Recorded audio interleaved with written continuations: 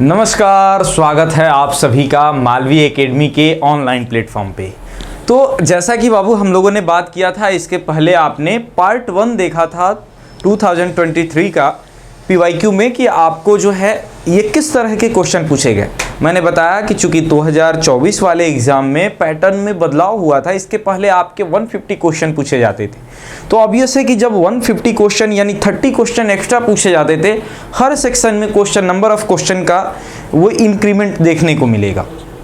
यहाँ पे भी जो है जनरली अभी आपको 5 पैसेज पूछे जाते हैं जो अभी जो करंट पैटर्न है उसके आधार पे, लेकिन उस समय जो है 8 जो है पैसेज आपसे पूछे जाते थे। तो हमने 4 पैसेज जो है इसके फर्स्ट पार्ट में किया है। जो बच्चे अगर फर्स्ट पार्ट आप नहीं देखे हैं तो पहले आप फर्स्ट पार्ट को देखें, उसमें भी बहुत सारी चीज़ें आपको सीखने को मिलेगी। आज उसके आगे की हम बात करेंगे और पार्ट 2 की बात करेंगे, यानी अगले 4 पैसेज जो हैं उसकी बात करेंगे। ठीक, यहाँ पर ध्यान रहे, आपको जो है पैसेज से क्वेश्चन ये आंसर पे नहीं जाना है, आपको ये करना है कि किस तरह से आंसर निकल रहा है उस पैसेज से, ये अप्रोच सीखना है।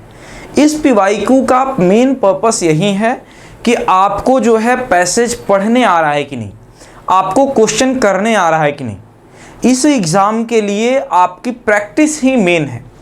आपको इन्फॉर्मेशन कलेक्ट नहीं करने हैं बहुत ज़्यादा, आपको डाटा जो है कलेक्शन बहुत ज़्यादा नहीं करनी है। आपको ध्यान देना है कि आपकी अप्रोच सही हो। मैंने आपको कहा है कि आप जो है अभी से ही न्यूज़पेपर जो है, कोई भी न्यूज़पेपर मिले उसमें इस तरह की न्यूज़ हो, थोड़ा थोड़ा पढ़ना शुरू कर दी। मुझे उम्मीद है कि आप जो है कर रहे होंगे, जिससे आपके इंग्लिश में इम्प्रूवमेंट हो रहा होगा। ठीक है, चलिए तो आज आते हैं आपके जो है इसके पार्ट 2 पे 2023 के, और इसका फर्स्ट पैसेज आपके सामने है।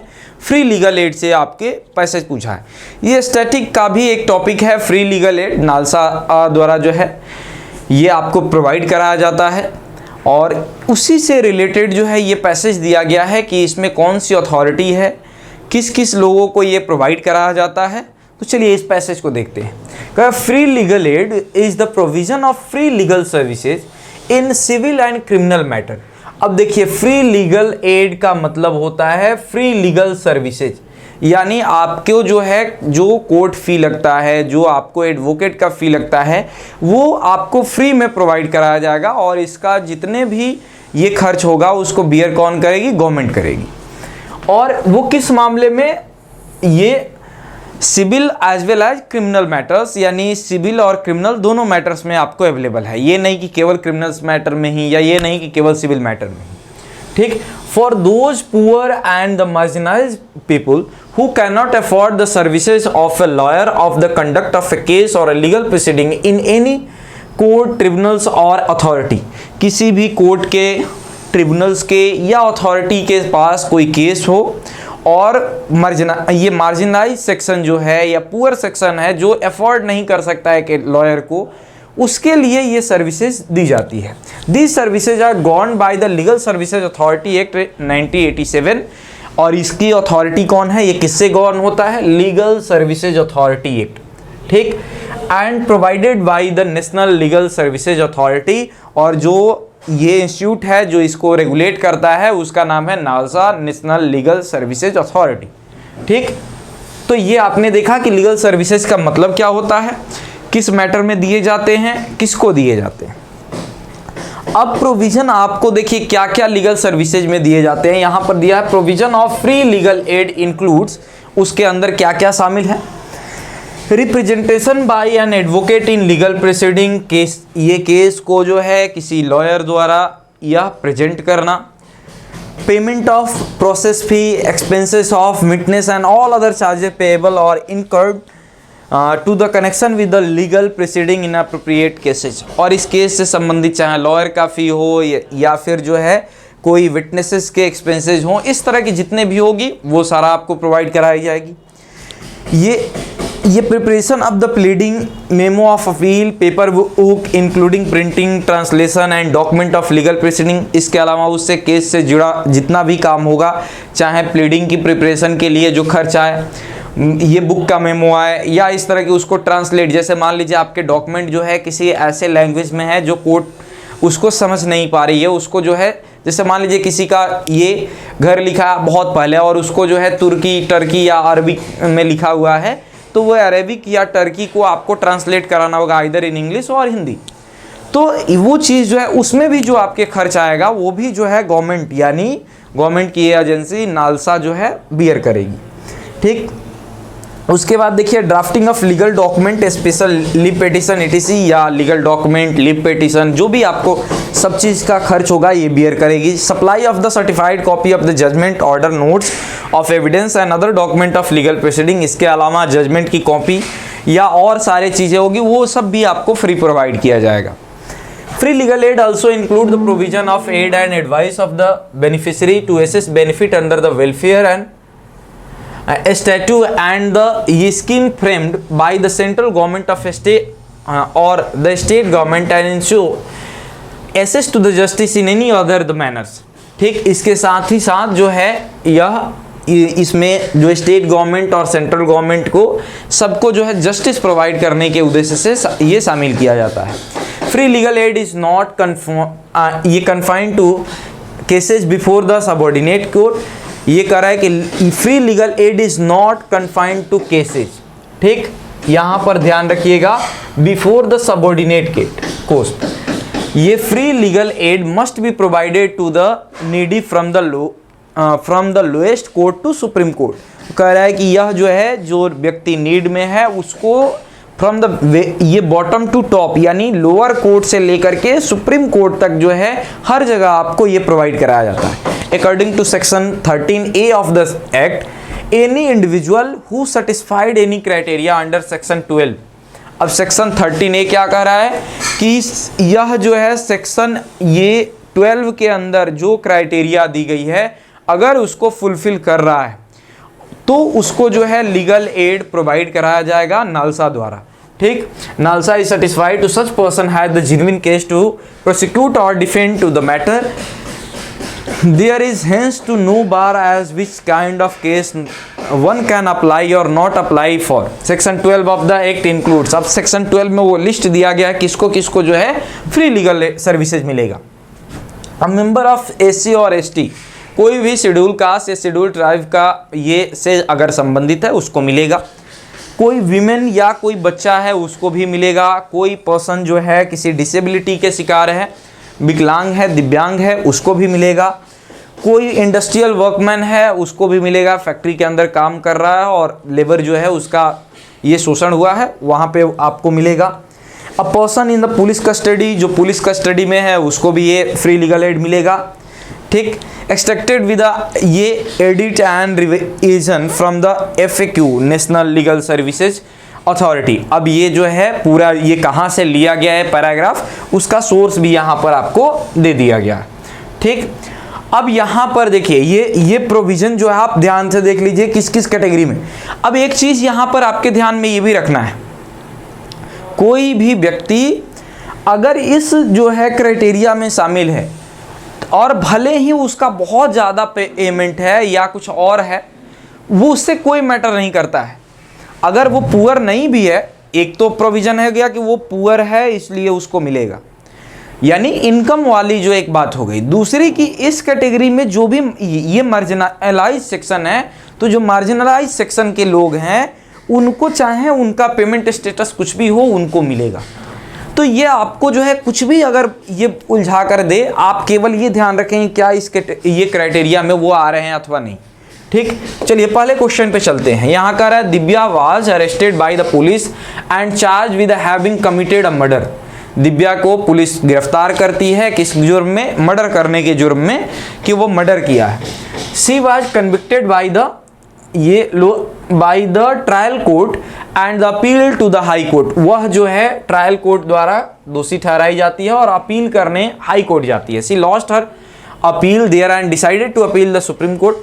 वहाँ वो केस हार जाती है, फिर वो सुप्रीम कोर्ट जाना चाहती है। By this time she has run out of money, लेकिन उसको इस समय पैसे की कमी हो जाती है। So he approaches to NALSA, इसलिए वो जो है नालसा के पास जाती है। And ask them to help her get an advocate who can represent her before the supreme court, कि उसको जो है एक ये नालसा जो प्रोविज़न है उसको दिया जाए ताकि वह सुप्रीम कोर्ट में एडवोकेट रख करके और अपनी केस को रिप्रेजेंट करा सके। Is Divya entitle to support, क्या दिव्या को सपोर्ट मिलना चाहिए नालसा से? शुरू में उसके पास पैसे हैं, शुरू में ट्रायल कोर्ट में खुद लड़ रही है, हाई कोर्ट में खुद लड़ रही है, लेकिन सुप्रीम कोर्ट जाते जाते पैसे खत्म। क्या उसको मिलना चाहिए कि नहीं मिलना चाहिए? अब यहाँ पर कोई भी क्राइम हो, आइदर क्रिमिनल और सिविल, कोई मैटर नहीं है। तो इस मर्डर से हमको कोई मतलब नहीं है, पैसे से हमको कोई मतलब नहीं है। मतलब क्या है कि ये क्राइटेरिया में आ रही है कि नहीं, जो मेंशन है सेक्शन 12 के अंदर। सेक्शन 12 में एक जो है ये मेंशन है अ वीमेन और अ चाइल्ड। देखिए ये जो है दिव्या वीमेन है ना, तो इसको मिलना चाहिए कि नहीं मिलना चाहिए? मिलना चाहिए, यानी यस में तो जवाब होगा। अब सुटेबल देखते हैं, नो वाले को हटा दीजिए, नो वाले को हटा दीजिए। देखिए यस वाला 2 है, यस सिंस हर ये previous lawyer were incompetent and there is why she lost the matter in the trial court and the high court. ये कह रहा है कि उसको मिलना चाहिए क्योंकि वह जो है उसका पहला जो एडवोकेट है वो इनकम्पिटेंट है, यानी अक्षम नहीं है लड़ने के लिए, इसलिए केस हार जा रही है। यहाँ एडवोकेट के इनकम्पिटेंसी से कोई मतलब है क्या? तो ये तो नहीं कर सकते। हो सकता है कि यह जो है उस कोर्ट की यह जो है अप्रोच अलग हो, तो ये तो मैटर नहीं हो सकता। लॉयर पे तो बात नहीं होना चाहिए, लॉयर के कमजोर होने के कारण आपको थोड़े मिलता है। अगला पढ़ते हैं, yes she is entitled to free legal aid in supreme court proceeding because she is an women. वह उसको मिलना चाहिए क्योंकि वह क्या है, एक महिला है। तो यह जो है आपको ध्यान रखना है यहाँ पे कि यह सी इसका जवाब हो जाएगा, क्योंकि महिला है इसलिए वो इंटाइटल्ड है। तो देखिए अप्रोच कितना आसान है, अगर सही तरीके से आप जाते हैं बहुत आसानी से आप कर लेंगे। आइए अगले क्वेश्चन पे चलते हैं। कह रहा है कि Divya is acquitted by supreme court. Divya को सुप्रीम कोर्ट से एक्विट कर दिया, छोड़ दिया जाता है, and goes back to her regular life, और अपने दैनिक जीवन में वो चली जाती है। सम डेज लेटर, कुछ दिन बाद, she has fight with her neighbour Riya over a petty matter and decided to file a criminal case against her. और वह जो है अपने पड़ोसी से एक दिन लड़ लेती है, एकदम छोटे, देखिए यहाँ पर लिखा है पिटी मैटर, एकदम छोटे से मामले के लिए, तुच्छ मामले के लिए, ठीक। और क्रिमिनल कंप्लेन जो है उसके खिलाफ ये दर्ज होता है। She approaches NALSA for free legal aid to prosecute the matter. वह नालसा के पास जाती है कि हमको जो है फ्री लीगल एड मिलना चाहिए। सी टेल्स नालसा रिप्रेजेंटेटिव, वो नालसा के रिप्रेजेंटेटिव से कहती है that she knows she does not have a genuine case but just want to harass Riya. कह रही है कि हम जानते हैं कि मेरे पास जेन्युइन केस नहीं है, सही केस में हम नहीं आए, लेकिन रिया को जो है हम हरास करना चाहते हैं, उसको परेशान करना चाहते हैं। बताओ इसको मिलना चाहिए कि नहीं? आप नालसा में होते क्या करते? आप भगाते इसको, ठीक। कह रहा है नालसा रिफ्यूज टू प्रोवाइड ये Divya free legal aid, NALSA इसको भगा देता है। They believe she does not have genuine case to prosecute, और वो कहता है कि आपके पास कोई खास केस नहीं है जिसके प्रोसिक्यूट किया जाए। कैन नालसा डू सो, क्या नालसा ऐसा कर सकता है? आपने पैसेज में देखा था ना कि जेन्युइन केस होना चाहिए।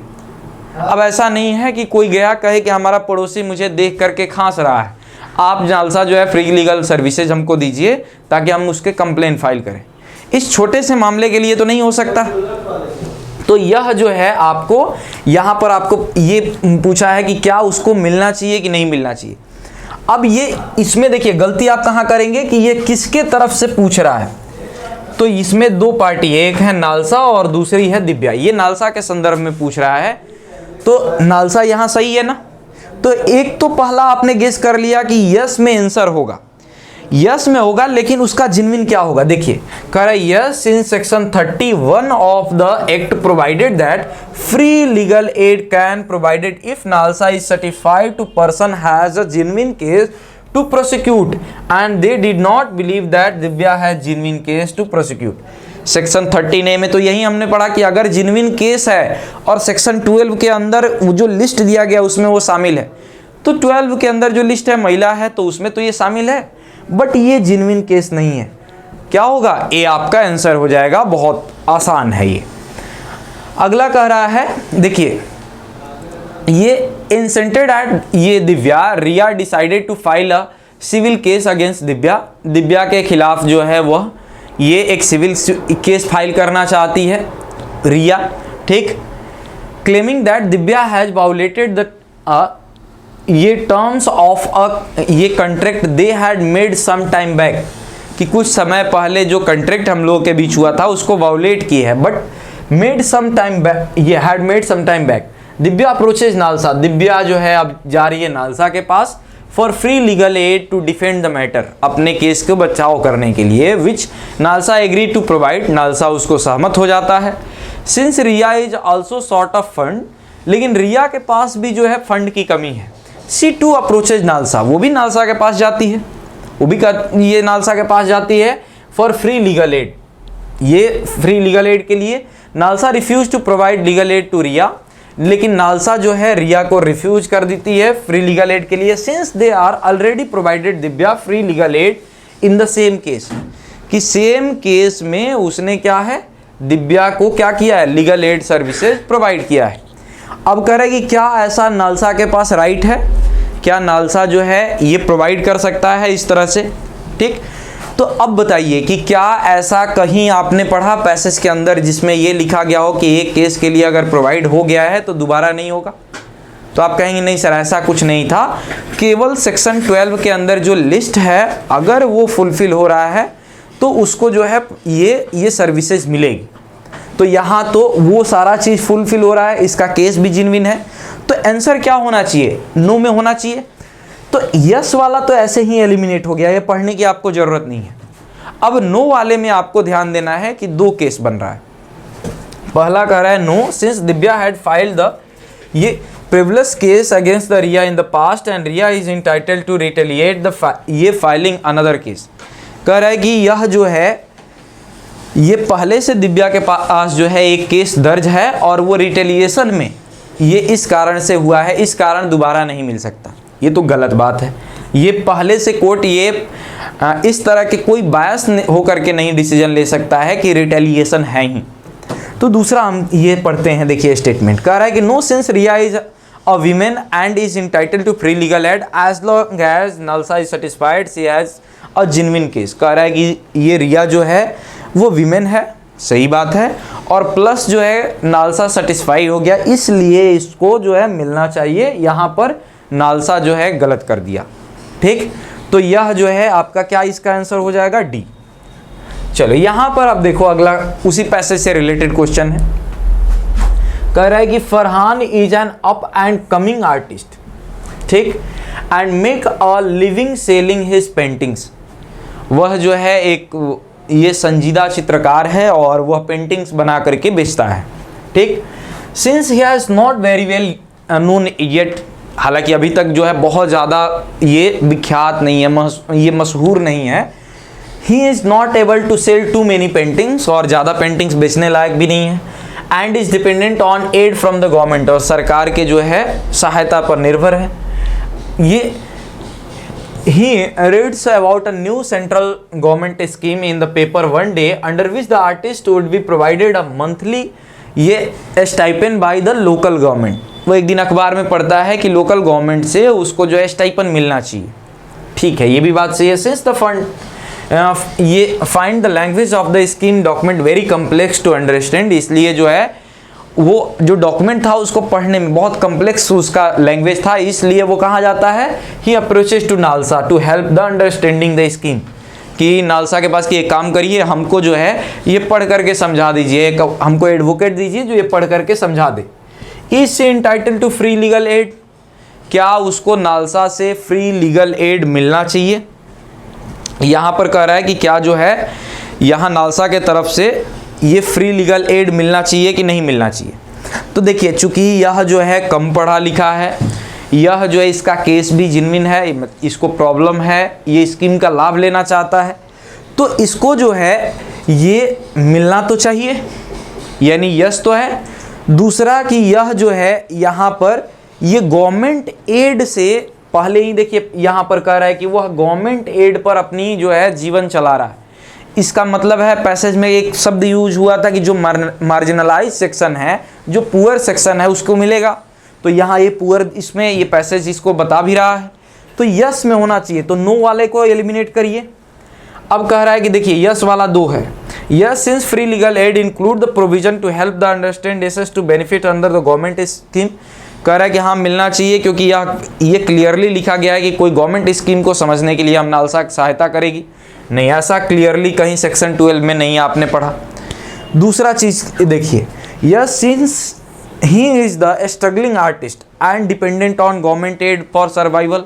कह रहा है अपने जीवन के लिए वह गवर्नमेंट स्कीम पे है, इसलिए मार्जिनलाइज सेक्शन से है तो उसको मिलना चाहिए। तो क्या होगा, यहाँ पे आपका डी हो जाएगा। पैसेज अगर आप कंसेप्ट समझ जा रहे हैं तो देखिए कितना आसान हो जा रहा है आपके लिए करने वाला क्वेश्चन। चलिए लास्ट क्वेश्चन यहाँ पर देखते हैं इस पैसेज का। कह रहा है Vikram is a rich businessman and has a huge art collection. एक बहुत धनी जो है बिजनेसमैन है, उसके पास बहुत ज़्यादा जो है आर्ट्स का कलेक्शन है। Farhan invites Vikram to his studio one day. एक दिन जो है वो वही फरहान जो अभी पीछे हमने पढ़ा, वह अपने स्टूडियो में बुलाता है, hoping that to convince Vikram to buy some painting. वो यह उम्मीद में कि कुछ पेंटिंग्स वो खरीद लेंगे, इतने बड़े बिजनेसमैन हैं और उनको आर्ट का कद्र है। ठीक है, Vikram does not buy any paintings. वह कोई भी पेंटिंग्स नहीं खरीदता है Vikram. But after he leaves, लेकिन जो ही वह छोड़ने लगता है, यानी उसके स्टूडियो से निकल के बाहर जाने लगता है, Farhan notice that one of his newest painting is missing. उसको ध्यान आया कि मेरे जो है गैलरी से एक पेंटिंग जो है मिस हो गया, यानी वहाँ से वो नहीं है जहाँ पे वो रखा था। He suspected that Vikram has stolen it. उसको लगा कि ये जो रिच बिजनेसमैन है उसने चुरा लिया। And complain to the police, और वो पुलिस में कंप्लेन करता है। ये उसके बाद देखिए, ये जिसमें वो विक्रम अरेस्ट होता है। Vikram approaches NALSA to free legal aid. अब विक्रम जो है नालसा के पास जाते हैं फ्री लीगल एड के लिए, that he can obtain bail, जिससे उनको बेल मिल सके। Is Vikram entitled to free legal aid. क्या वह जो है ये फ्री लीगल एड के लिए इंटाइटल हैं, क्या उनको मिलना चाहिए? ठीक, तो यहाँ पर अब देखिए, ये एक चीज़ यहाँ पर देखिए कि ये रिच बिजनेसमैन है, तो एक तो आपके मन में आएगा कि नहीं मिलना चाहिए। लेकिन दूसरा आपने ये देखा कि जो मार्जिनलाइज सेक्शन से हो, या दूसरी क्राइटेरिया था कि जो सेक्शन 12 के अंदर आते हैं। सेक्शन 12 में आपने क्या देखा, या तो ST/SC हो, या फिर विमेन हो, या फिर कोई चाइल्ड हो, या फिर कोई बच्चा जो है वह पुलिस कस्टडी में हो। देखिए, a person in police custody. ये विक्रम जो है भले धनी है लेकिन वो पुलिस कस्टडी में है ना। देखिए आपके पैसेज में क्लियरली ये लिखा हुआ है इस पॉइंट को।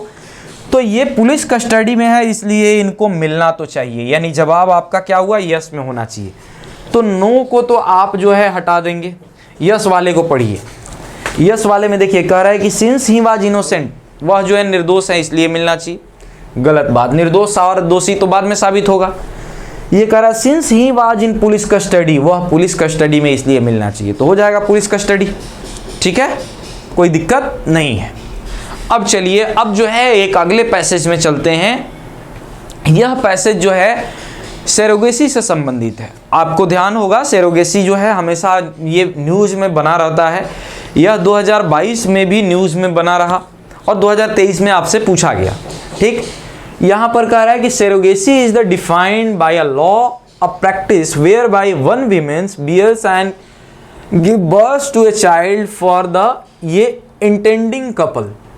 ठीक, सेरोगेसी का मतलब होता है, जिसको आप हिंदी में क्या कहते हैं, भाड़े का कोख।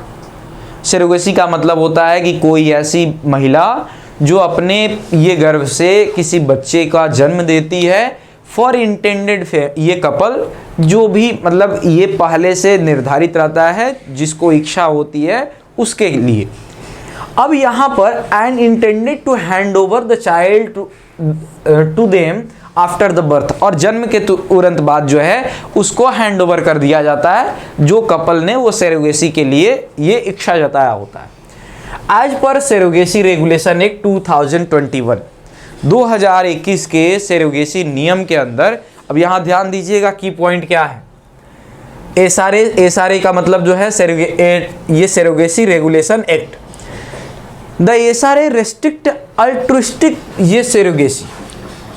एसआरए जो है ये altruistic surrogacy to legally wedded in ये इनफर्टाइल इंडियन कपल। ठीक, वह जो है यह मना करती है, रेस्ट्रिक्ट करती है अल्ट्रुइस्टिक ये सेरोगेसी के लिए, परोपकारी सेरोगेसी के लिए, टू लीगली वेडेड ये इनफर्टाइल इंडियन कपल। ठीक, the couple is deem eligible for surrogacy only. अब देखिए ध्यान दीजिए कि यहाँ पर कौन एलिजिबल है वो बात कर रहा है, वही कपल एलिजिबल है if they have been married for 5 years, जिनकी शादी के 5 साल हो गए हों। The SRA set the age limitation for the couple, और SRA ने सेरोगेसी रेगुलेशन एक्ट ने कपल के लिए एज लिमिट लगा दिया है। A husband must be between 27 to 55 years, जो उसमें उस कपल के जो मेल होंगे, हस्बैंड होंगे, उनको जो है 26 साल से लेकर 55 साल के बीच होना चाहिए। 55 साल से ज़्यादा भी हैं तो सेरोगेसी ही नहीं कर सकते, सेरोगेट नहीं हो सकते वो, नहीं जो है अगर 26 साल से कम है तो हो सकते हैं। ऐसे ही विमेन के लिए भी, यानी यह इंडियन कपल में आपके फीमेल के लिए भी, वाइफ के लिए लगा दिया है कि 23 से 50 साल के बीच होना चाहिए। Further Indian couple with biological और एडॉप्टेड चिल्ड्रन आर प्रोहिबिटेड। ठीक, इसके अलावा इंडियन कपल विद बायोलॉजिकल और adopted children are prohibited from undertaking surrogacy. इसके अलावा कोई अगर इंडियन कपल है जिसको पहले से कोई बच्चा हो या एडॉप्टेड हो, तो उसको भी रोक लगा दिया गया है कि वो सेरोगेसी नहीं ले सकता, सेरोगेसी का लाभ नहीं ले सकता, सेव फॉर सम एक्सेप्शन, इसके कुछ अपवादों को छोड़ करके, सच एज मेंटली और फिजिकली चैलेंज ये चिल्ड्रन। वो अपवाद क्या है कि उनको ऑलरेडी एक बच्चा हो लेकिन वह जो है फिट होना चाहिए, ऐसा नहीं एक बच्चा हो और अगर वो मेंटली या फिजिकली अनफिट है, उसको या कोई डिजीज है, तो फिर वह जो है सेरोगेसी ले का फ़ायदा ले सकते हैं। एक्सेप्शन आप समझ गए, ठीक है। और दो suffering from the life threatening disorder और द फेटल इलनेस, बहुत जो है ये दुर्लभ बीमारी या जीवन थ्रेट करने वाले किसी बीमारी से जूझ रहे हो तो वो ले सकते हैं लाभ। The SRA provides that the surrogate mother has to be an close relative of the couple.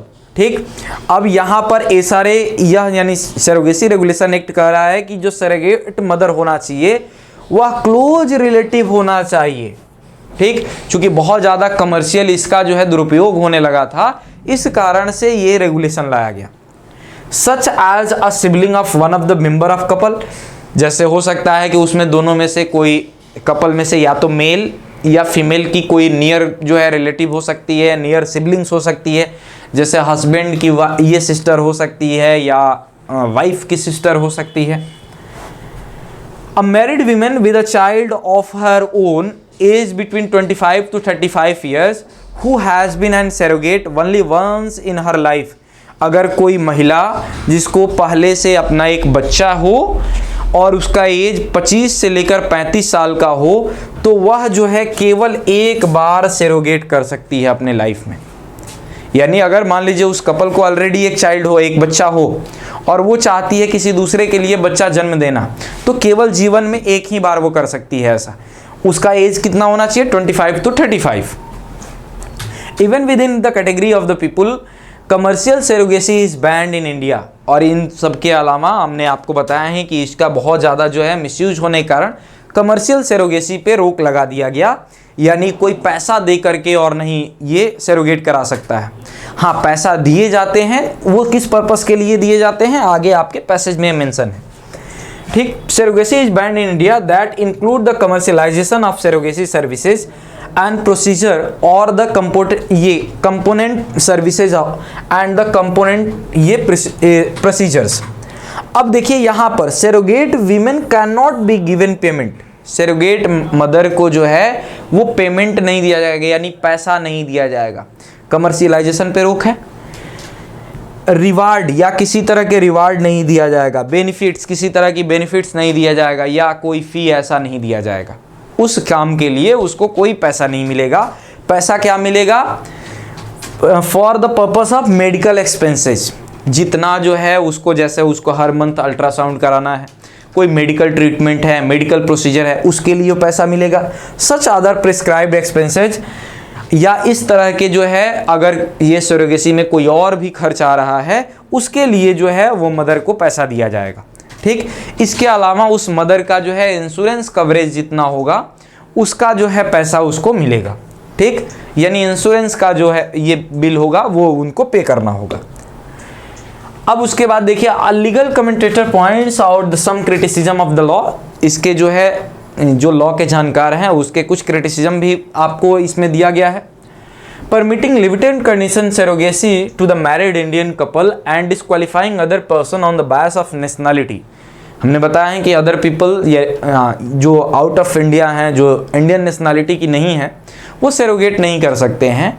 तो उस पर यह क्रिटिसिज्म किया जाता है कि यह जो लिमिटेड छूट दिया गया है या आउटसाइड ऑफ इंडिया के जो पीपल हैं उनको जो छूट ये मिल रहा था पहले, उसको 2021 में ये कर्टेल कर दिया, बैन कर दिया। उसके लिए जो है ये आपको देखना होगा कि वह इक्वलिटी प्रिंसिपल को फॉलो नहीं कर सकता, क्योंकि इक्वलिटी प्रिंसिपल क्या कह रहा है? इक्वलिटी प्रिंसिपल कहता है कि कोई व्यक्ति जाति, धर्म, लिंग, वंश के आधार पे भेदभाव नहीं करेगा। यहाँ तो आप कह रहे हैं कि मैरिड कपल होगा तभी सरोगेसी का लाभ ले सकता है, अगर एक फिक्स एज का होगा तभी वो लाभ ले सकता है, यानी आप एज पे, सेक्स पे आप क्या कर रहे हैं? इक्वालिटी नहीं दिखा रहे हैं। ठीक, तो ये क्रिटिसिज्म इसका है। He added the reproductive anomaly, ये inclusive of the right to the ये प्रोसिक्यूशन एंड ये parenthood is to protected under article 21 of the constitution of India. और आर्टिकल 21 जो है आपको क्या कहता है? ये राइट टू लाइफ देता है, जीवन जीने का। तो जीवन जीने का मतलब ऐसे थोड़े खा रहे हैं सो रहे हैं। जीवन जीने का मतलब होता है कि आप हर तरह की वो सारी चीज़ें करें जो आपको सेटिस्फेक्शन देता हो। जैसे हमने आपको कई बार बताया है कि टू मैरी विथ ये योर फेवरेट पर्सन, यानी अपने जो है जो पसंदीदा व्यक्ति हैं, ये दोनों कंडीशन में हो सकता है। अगर मेल है तो उसके लिए फीमेल और फीमेल है तो उसके लिए मेल, ये भी आपका जो है फंडामेंटल राइट है। तो उसी के ये तहत ये भी लिव विद अ बेबी जो है ये भी फंडामेंटल राइट्स का पार्ट है कि आपको एक बच्चा होना चाहिए अगर आप चाहते हैं तो ये उसको भी ये इस पर रोक लगाता है। Which guaranteed the right of life and personal liberty. The intending parent typically sign a contract act with the surrogate. इस तरह के जो इंटेंडेंट पीपल होते हैं जिसको सरोगेसी चाहिए वो एक कॉन्ट्रैक्ट पे साइन करते हैं। The Indian contract act 1972 provides that a valid contract has to be in writing and sign in the presence of two witness. और इस ये कॉन्ट्रैक्ट कैसे होगा? इन रिटन फॉर्म होगा, ओरली नहीं होगा, और दो जो है ये विटनेसेस इसमें लगेंगे।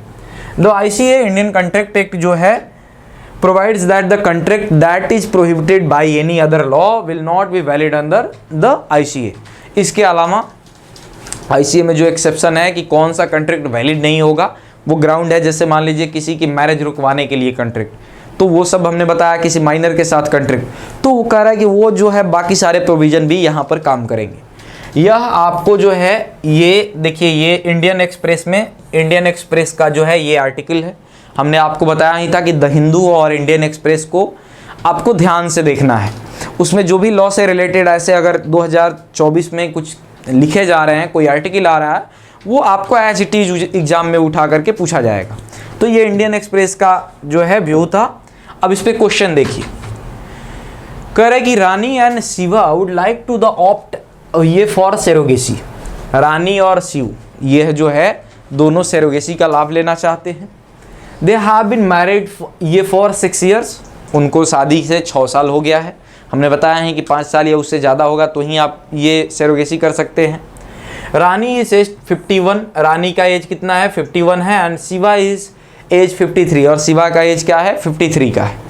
ठीक, both Rani and Shiva have ये बिल्ड सक्सेसफुली बिजनेस एंटरप्राइजेस, दोनों का बहुत अच्छा बिजनेस है।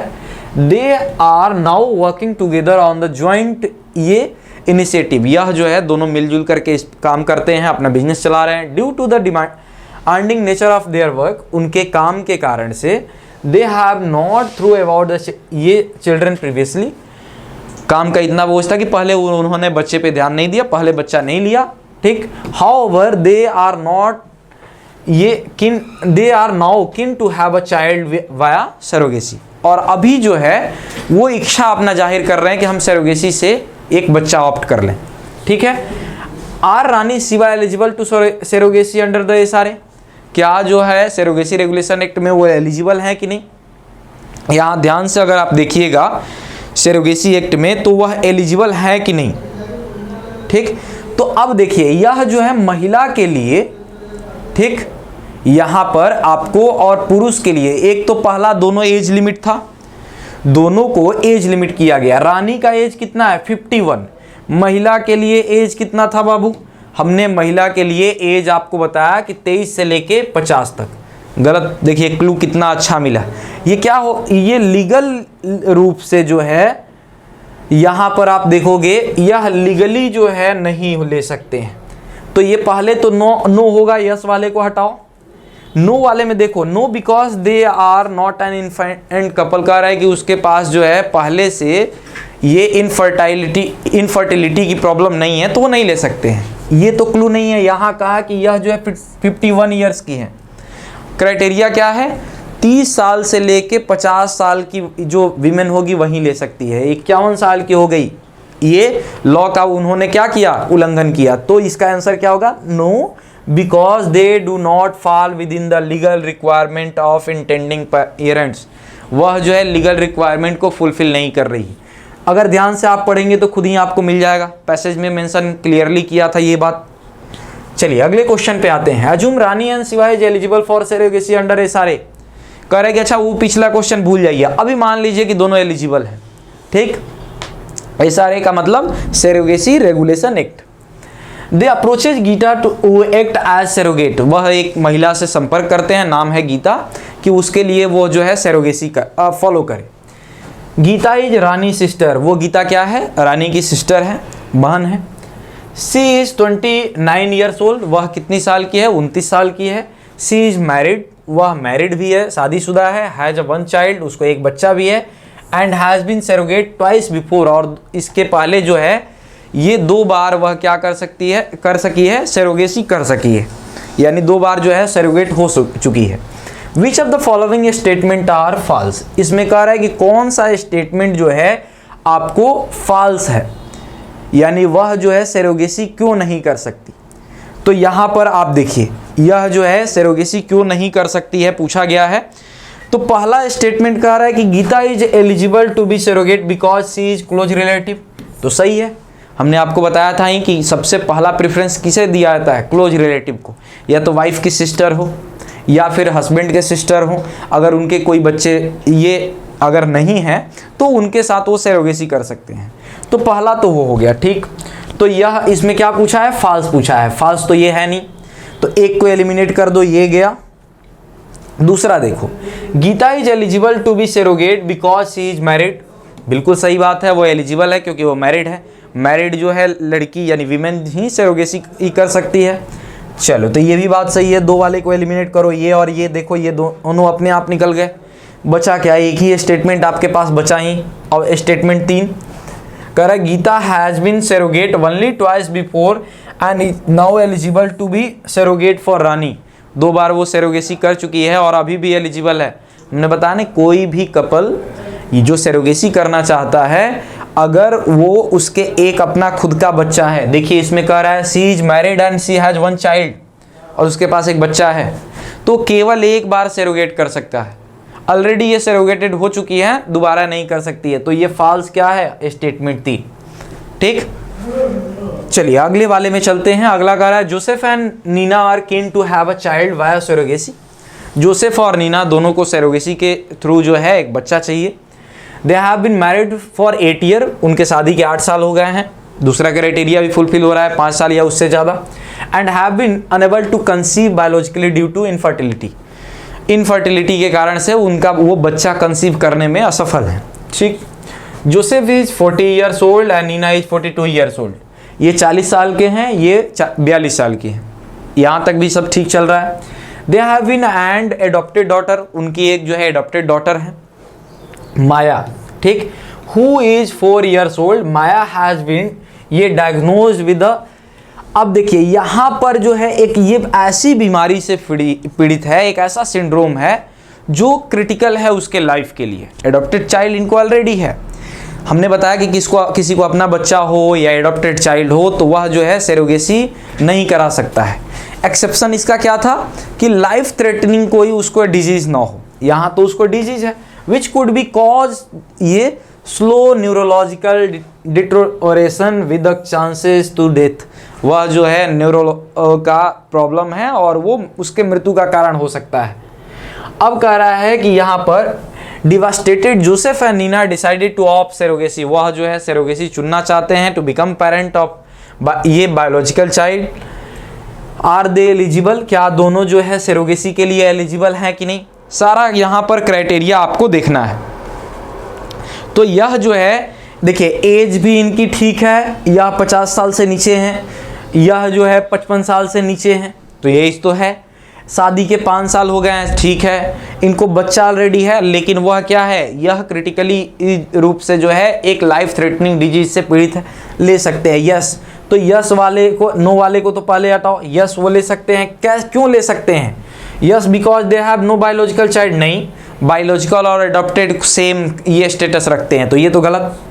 Yes because their adopted child has been diagnosed with the ये स्ट्राइकर सिंड्रोम, वो स्ट्राइकर सिंड्रोम से पीड़ित हैं, इसलिए वो ले सकता है, बिल्कुल। तो सी क्या होगा आपका जो है, ये हो जाएगा इसका राइट आंसर। अगला देखिए, कह रहा है queen runs surrogacy clinic. Queen नाम का यह जो है एक महिला है, वो जो है सेरोगेसी क्लिनिक चलाती है अपनी, वहाँ पे सेरोगेसी की क्लिनिक है। सी एम्प्लॉय 54 वीमेंस, उनके यहाँ 54 महिलाएं काम करती है, एज बिटवीन 25 to 35, ठीक है। They all are married women with 1 or more child, एक या उससे अधिक उनके बच्चे भी हैं, कोई दिक्कत नहीं। Most of them belonging to economically disadvantages background, ये advantages background, this they choose to be surrogate because it gives them a reliable source of income. वो ज़्यादातर क्यों ज्वाइन की है, क्योंकि उसको पैसा मिले, ठीक, वो पैसे के लिए वह जो है सेरोगेसी ज्वाइन की है सब। Kishore and Noor is intending parents, Kishore और नूर यह दोनों लोग जाते हैं, ये कपल है, ये जाते हैं ये सेरोगेट करने के लिए। They have been married 5 years, 5 साल उसके शादी के हो चुके हैं। एंड बोथ आर एज 35 और उनके 35 साल जो है एज है। दे हैव नो चाइल्ड, उसके कोई ये बच्चा नहीं है। Kishore has been clarified as infertile, Kishore को जो है ये बायोलॉजिकली रूप से इनफर्टाइल जो है सर्टिफाइड कर दिया जाता है। So they decided to approach Queens clinic, इसलिए वो क्वींस क्लिनिक जाना चाहते हैं। ये तो कपल का सारा क्राइटेरिया फुल हो रहा है। अब बात केवल क्वींस क्लिनिक में काम करने वाले महिलाओं पे सोचना है। They sign a contract with ये सेरोगेट, वो सेरोगेट के साथ एक कंट्रैक्ट साइन करते हैं। The contract is writing and sign with the presence of 2 witness, contract sign किया जाता है 2 विटनेस के साथ। As per the contract Kishore and Noor are required to ये remunerate the surrogate with 2 lakh per child born as the result of surrogacy. और यहाँ पर सबसे बड़ी बात यह है कि वो कहते हैं प्रत्येक एक बच्चे पे हम 2 लाख रुपए देंगे, ठीक। अब अभी बैन था, हमने बताया था आपको।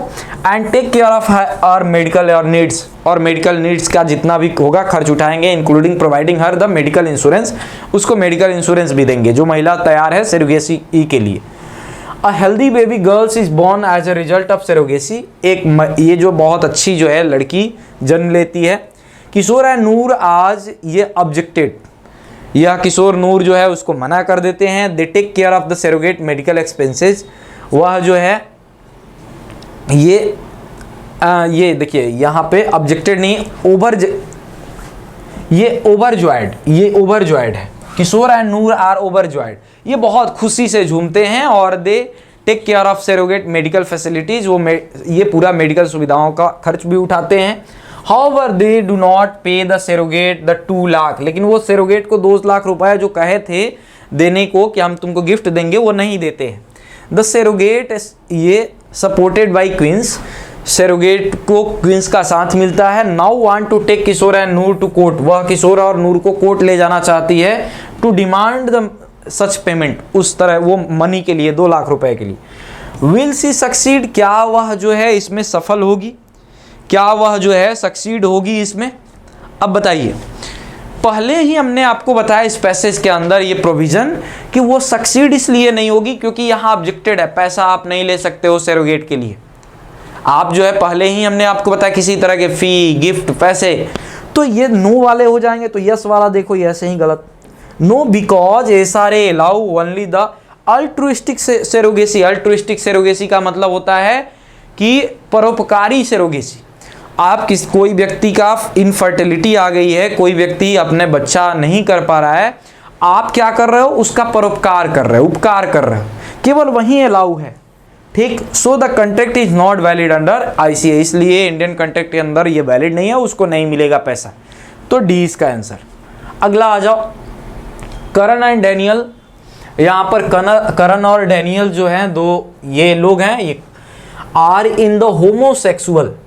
ये करण जो की बात कर रहा है कि ये दोनों क्या है, होमोसेक्सुअल रिलेशनशिप में है। होमोसेक्सुअल मतलब एक ही तरह के जो है ये सेक्स के हैं वो लोग। As per the Hindu marriage act, Hindu marriage act के अनुसार marriage is allowed only the between ये हेट्रोसेक्सुअल पीपल। लेकिन हिंदू मैरिज कहता है कि सेम सेक्स में मैरिज हो नहीं सकता है, मैरिज तभी होगा जब हेट्रोसेक्सुअल आप होंगे, ये यानी एक मेल और एक फीमेल में ही हो सकता है। As a result Karan and Daniel are not married, इसलिए करण और डैनियल अगर मैरिज भी करते हैं तो वह जो है मैरिड नहीं माने जाएंगे। However they wish to have a children and decide to go for in surrogacy, लेकिन वह जो है सेरोगेसी में जाना चाहते हैं। दे अप्रोचेज क्वींस क्लिनिक, वह क्वींस क्लिनिक जाते हैं। They are inform that they do not meet the requirement for the ये इंटेंडिंग कपल अंडर एसआरए, और वहाँ उनको बताया जाता है कि आप उस क्राइटेरिया को फुलफिल नहीं कर पा रहे हैं जो सेरोगेसी रेगुलेशन एक्ट के तहत है। Karan and Daniel wish to challenge the SRA for the violating their constitutional right of to non discrimination. वह जो है करण जौहर जाते हैं और वो चैलेंज करते हैं इस ग्राउंड पे कि वह यह डिस्क्रिमिनेटरी जो है प्रोविजन है। The non discrimination clause under the constitution of India reads, not citizen shall be ये discriminated on the basis of sex, caste, religion, nationality, place of birth and any other ground. हमने आपको बताया है कि यह आपके constitution में लिखा हुआ है आर्टिकल 16 में कि कोई भी भेदभाव नहीं होगा। 15, 16 आपने पढ़ा है, आर्टिकल 15 और आर्टिकल 16, तो आर्टिकल 15 की ये बात कर रहे हैं। Karan and Daniel argue that the SRA discriminate against them to the bias ये basis of sexual orientation because it restrict surrogacy to heterosexual couple alone. Which of the following argument is most strongly support their claim in court. कह रहा है कि court में उनको सबसे अच्छा जो है ये कौन सा ग्राउंड मिलेगा अपने बात को रखने के लिए। कह रहा है the non discrimination clause does not explicitly mention under the ये सेक्सुअल ओरिएंटेशन एक्ट। कह रहा है कि यह जो है यहाँ पर नॉन डिस्क्रिप्शन क्लॉज का ये एक्सप्रेसली मेंशन नहीं है, इसलिए जो है यहाँ पे आपको छूट नहीं मिलेगा। दूसरा कह रहा है discrimination on the basis of sex could be included, discrimination on the basis of sexual orientation. कह रहा है कि डिस्क्रिमिनेशन जो है ये शामिल किया गया है। The non discrimination clause is not restricted, वह जो है ये कह रहे हैं कि यह जो है रिस्ट्रिक्ट नहीं किया गया है। और थर्ड कह रहे हैं surrogacy is restricted under the SRA to married couple, किस एसआरए के अंदर जो है ये सेरोगेसी में ये क्या किया गया है, रिस्ट्रिक्ट किया गया। एसआरए में ऐसा आपने कहीं रिस्ट्रिक्शन नहीं देखा, आपने यह जो है क्लियरली मेंशन है। हाँ ये कहा है कि एक शादीशुदा ही कपल ले सकता है, और वो शादी चूंकि यहाँ पर हिंदू मैरिज एक्ट कह रहा है कि दो जो है होमोसेक्सुअल में शादी नहीं हो सकती, इस ग्राउंड पे उसको भगा दिया जा रहा है। तो यह हिंदू मैरिज एक्ट कर रहा है न कि एसआरए। तो एसआरए में क्लियरली जो है ये रेस्ट्रिक्ट नहीं किया गया है नॉन डिस्क्रिमिनेशन क्लॉज। ठीक, इस ग्राउंड पर जो है रेस्ट्रिक्ट नहीं किया गया है, तो इस कारण से आपका आंसर क्या हो जाएगा, आपका हो जाएगा सी। अगले ये चलते हैं पैसेज में। ये पैसेज आपको देखिए, यहाँ पर मजिस्ट्रेट के कुछ जो है डिस्ट्रिक्ट मजिस्ट्रेट के पावर के संदर्भ में,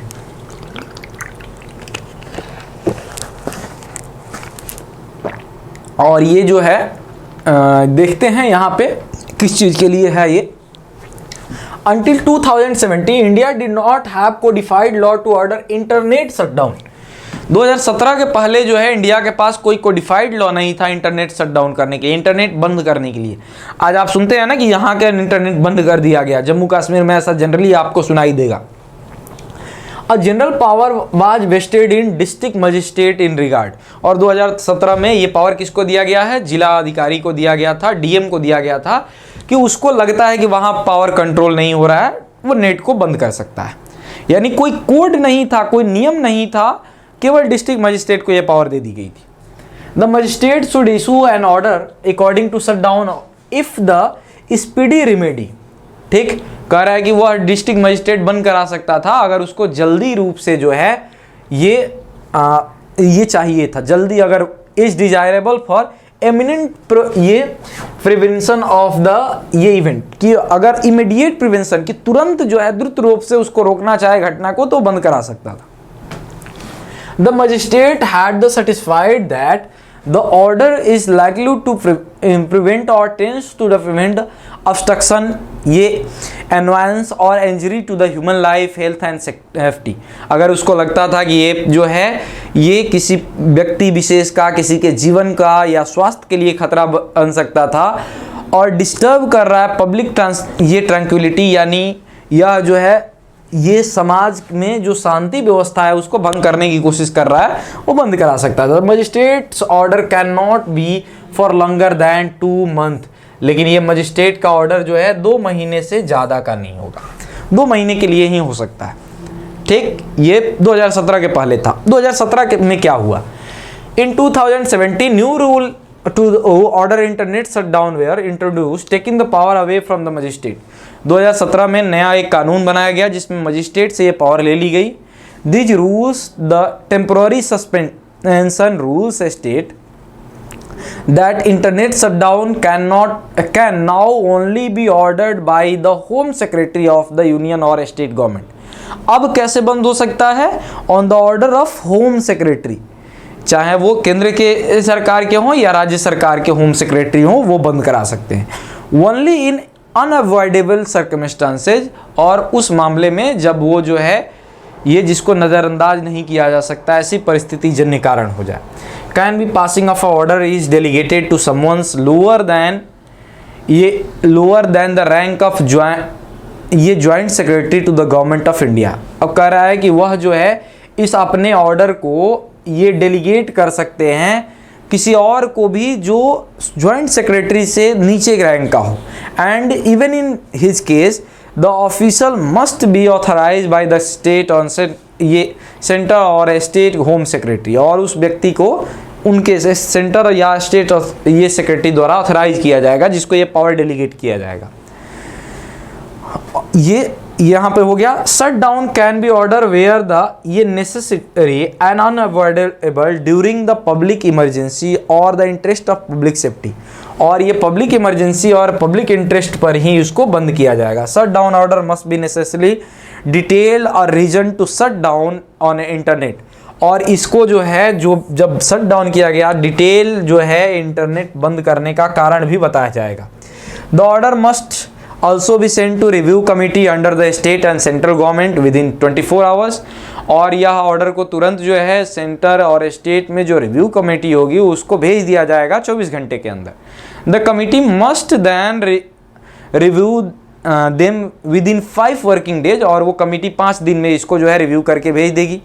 the rule state that apart from the chief secretary and the legal secretary the committee can be comprise the A secretary other than the home secretary. इसके अलावा जो चीफ सेक्रेटरी हैं या जो लीगल सेक्रेटरी हैं उनके अलावा कमिटी भी एक सेक्रेटरी को होम सेक्रेटरी के अलावा जो है ये पावर दे सकती है, ठीक। यानी ये होम सेक्रेटरी होंगे, चीफ सेक्रेटरी होंगे, उसके अलावा एक सेक्रेटरी होंगे होम सेक्रेटरी के अलावा उस कमिटी में। In January 2020 the supreme court passes his judgement in the case of the देखिए अनुराधा वसीन के एक केस पास हुआ 2020 में। The judgement in his case ये एक्सप्लिसिटली रिकॉग्नाइज 2 थिंग्स, इसमें 2 बात कही गई। Freedom of access of information is a fundamental right under article 91A। ये आर्टिकल जो है 19 के सब क्लॉज 1 ये जो है ए है, वो इसमें कहा गया कि उसके अंदर यह एक तरह का फंडामेंटल राइट है इंडियन कॉन्स्टिट्यूशन में, and that the freedom of conduct your trade profession business over the interest of is also a fundamental right under 91 का G। और इसके साथ ही साथ चूंकि आज बहुत सारे ये इंटरनेट के माध्यम से शॉपिंग हो रही है, ट्रेड बिजनेस हो रहा है, वो भी ठप हो जाएगा। तो यह 91 के जी जहाँ पे फ्री ट्रेड करने का आपको राइट है उसको भी वायोलेट करता है। ठीक, देखिए जो कह रहा है वहाँ पर क्या दिया गया, प्रैक्टिस टू एनी प्रोफेशन और carry on any occupation trade business every time the internet is suspended. अगर यह जिस समय भी ये इंटरनेट सस्पेंड होगा, it is a quite obvious that the violation of this right, ये निश्चित है कि ये दोनों राइट का उल्लंघन होगा।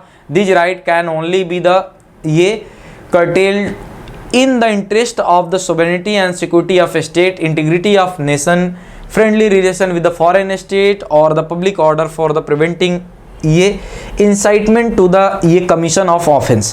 कह रहा है कि यह तभी किया जा सकता है जब ये देश के सुरक्षा पे खतरा हो या फिर राष्ट्र के सुरक्षा पे किसी तरह की ये विपत्ति आई हो। The supreme court judgement in Anuradha Bhasin case has also underlined that shutdown order must clearly provided reason for the shutdown and they must be publicly available। उसमें ये भी कहा गया कि जो शट डाउन किया जाएगा उसको उसका कारण पब्लिकली बताया जाएगा। ठीक, यह जो है आपको देखिए यहाँ पर जो है न्यूज़ लॉन्ड्री के अंदर जो है ये पब्लिश हुआ था, वहीं से ये उठा लिया गया है। आइए क्वेश्चन देखते हैं। कह रहा है इन 2014 India was hit by the terrible pandemic. कह रहा है 2021 में आप सब लोग जानते हैं भयंकर पेंडेमिक आया था। It was the first time to country has the experiencing a pandemic. ये पहली बार ऐसा हुआ कि इस तरह के पेंडेमिक महामारी का सामना कर रहा था देश। पीपल जो है पैनिक हो रहे थे। WhatsApp, Facebook group become common platform for sharing information about the pandemic. और आप देखेंगे व्हाट्सएप और फेसबुक से बहुत सारे मैसेज जो है उस पेंडेमिक के शेयर हो रहे थे। मैसेज ये forwarded from a group to group, एक ग्रुप से दूसरे ग्रुप में जा रहे थे। Many of these messages prescribe different remedy to the prevented and cure to flu cause by the pandemic. और इसमें मैसेज में डिफरेंट टाइप का प्रिस्क्रिप्शन भी भेजा जा रहा था जिससे कि ये करोगे तो ठीक हो जाएगा। जैसे कुछ लोग जो है ये आप देखोगे कहते थे कि ये अगर आप जो है इंजेक्शन लगवा रहे हो फोटो पोस्ट करो काम करेगा। सब लोग फोटो पोस्ट करने लगे। कुछ लोग कहते थे कि थाली बजाओ, कुछ लोग कहते थे शंख बजाओ, कुछ लोग कहते थे कि यह जो है यहाँ पर पूजा करो, कुछ लोग कहते थे धूप में 24 घंटे बैठे रहो। इस तरह के बहुत सारे मैसेजेस जो है ये हो रहे थे। ठीक, दे ऑलरेडी ओवर ये burden public sector hospital become even more full. और इसके कारण और भी ज़्यादा जो है ये लोग बीमार पड़े और हॉस्पिटल और भी फुल होते गए। District magistrate requested people to stop sharing such information, misinformation. ये डिस्ट्रिक्ट मजिस्ट्रेट ने सबसे अपील किया कि भैया इस तरह के मैसेज ना फैलाया करो, स्टॉप करो। However this request is non handled. ये लेकिन इस तरह का जो है ये रिक्वेस्ट को नहीं माना गया, फॉलो नहीं किया गया। The district magistrate issues an infinite order to shut down in the internet to prevent the transmission of these messages in this order legal।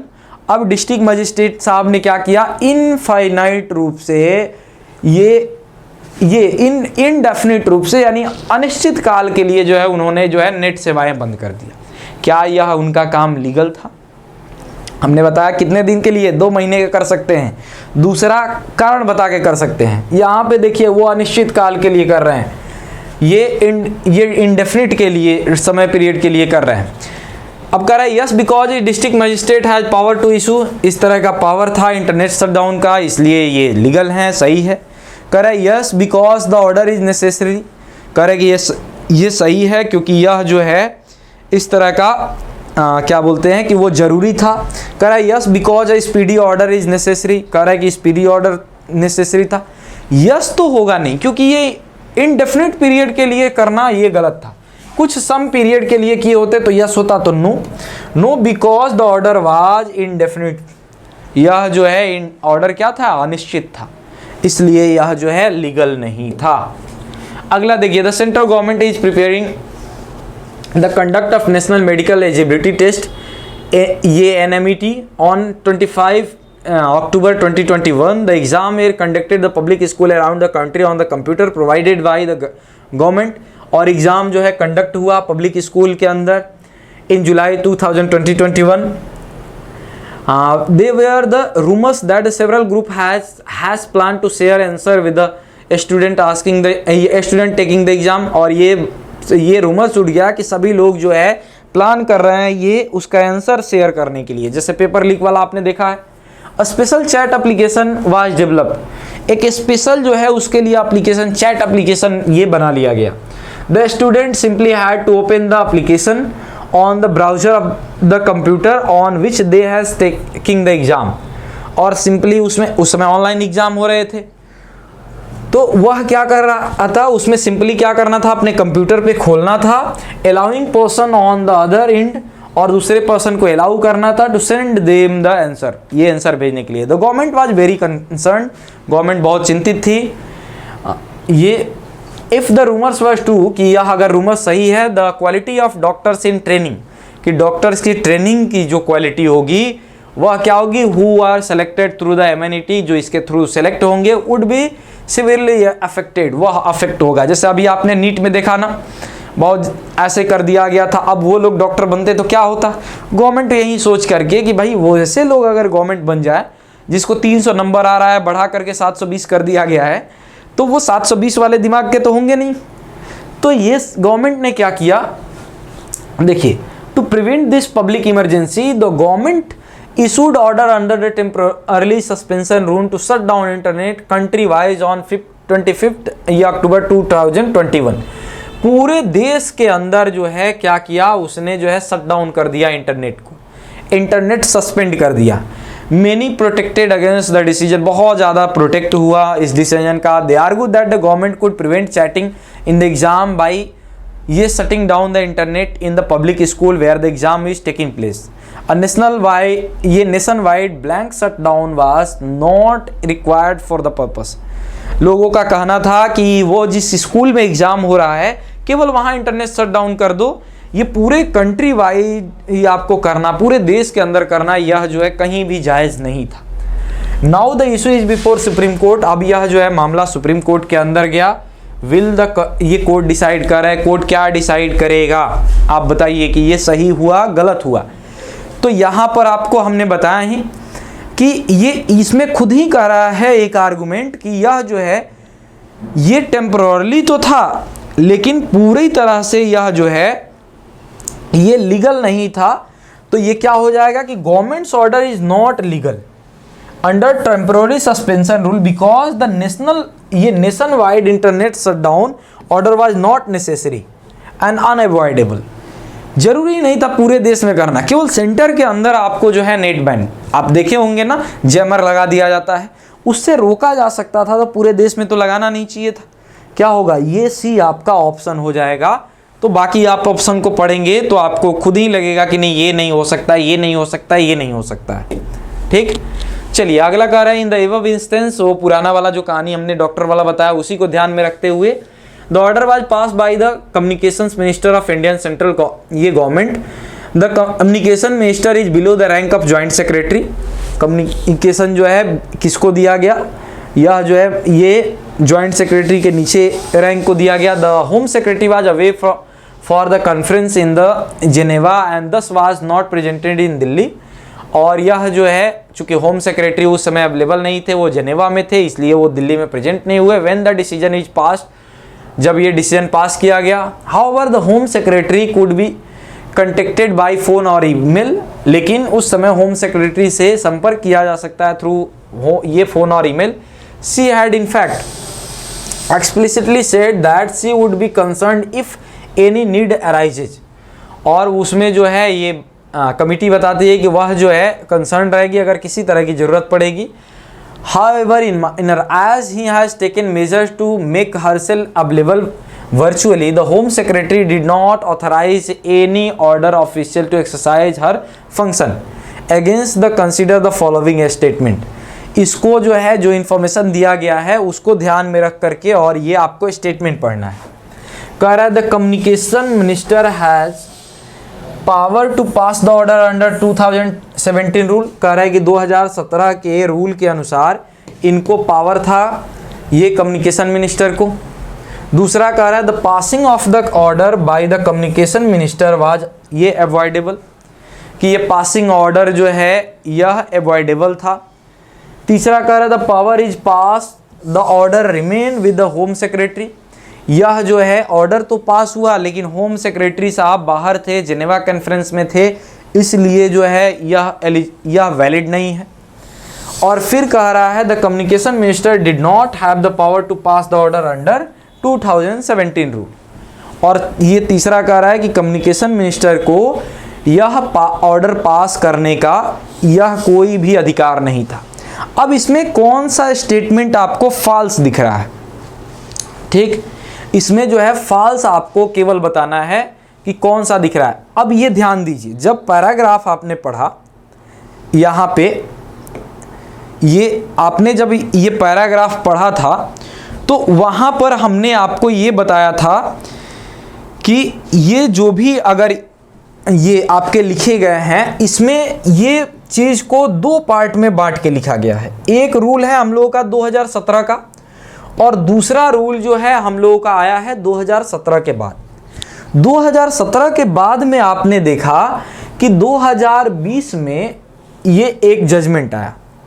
यह मामला जो है 2017 में ये कह रहा है।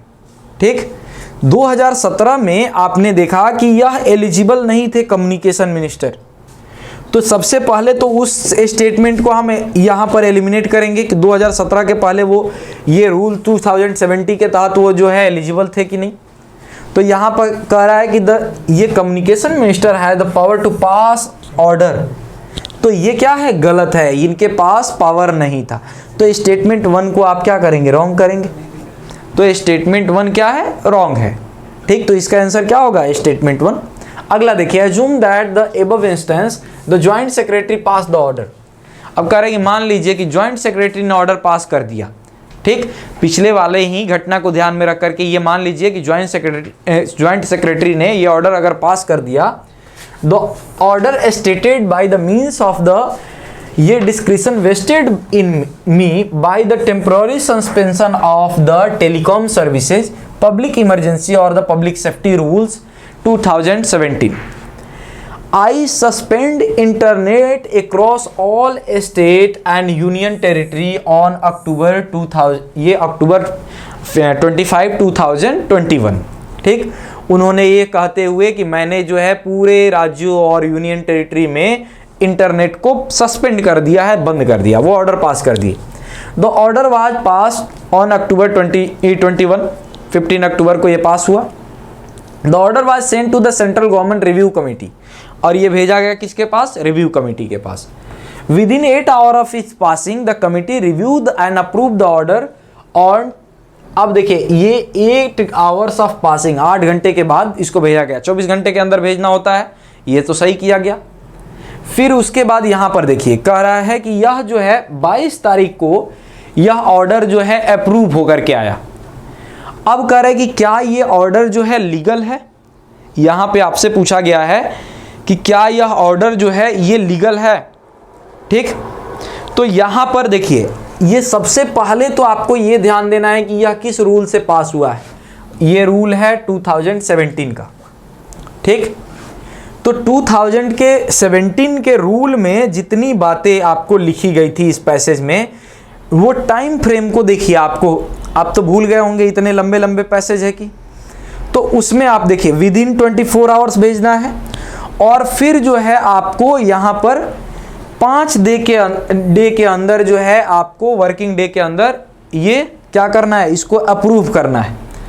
ये चलिए हम आपको याद दिला दिया। अब देखिए यहाँ पे क्वेश्चन में ये 15 तारीख को पास हुआ और ये 22 तारीख को अप्रूवल मिल रहा है। क्या सही है? 5 दिन से अधिक हो रहा है कि कम हो रहा है? आप कहेंगे सर ये 5 दिन से अधिक हो गया, मतलब क्या हो गया? यह जो है यस में तो आंसर होगा नहीं, यह जो है ऑर्डर लीगल तो होगा नहीं, इलीगल हो गया, तो नो होगा।